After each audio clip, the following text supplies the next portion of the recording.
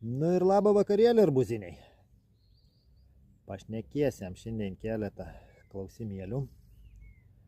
Šiokių tokių aptarsiam, perėsiam prie mūsų tos dabar laukiamiausias temelis.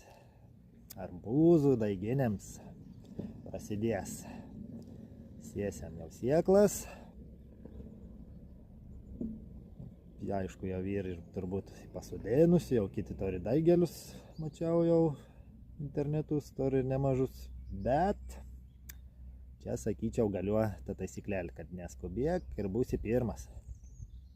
Kiekvienam reikėtų įsivertinti savo sąlygas, kokius turim ir jau pradėti daiginti sėti ar dar ne.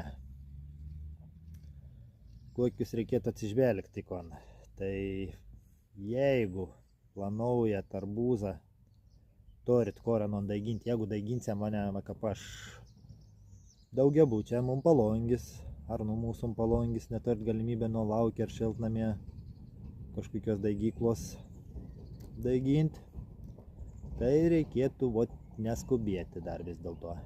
Nes palongis dar vis tik, dar neteiktos šviesos ir palongis daigas stypst, nes anims kuo pritrūkst saulės, nebent kažkas dar galvoja papildomas lempas daryti, šveist, gal, aišku, to daryti.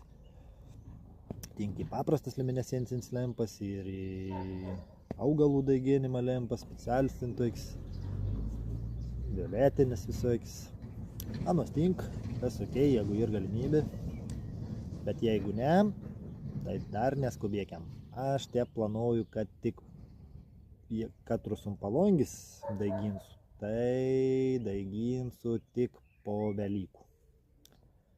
Tik po Velykų, ton savaitę kažkada pradės daiginti, bet šį metą turėsiu tokį daigyklėlę, šiltnamioką, mažioką.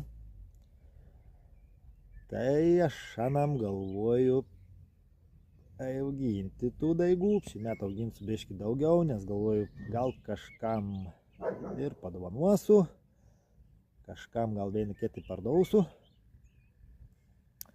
Tai šį metą reiks biškį daugiau tada mano turėti. Tai aš jau pradėsiu ir šiandien daiginti, bet katrus to daigyklelę laikysiu.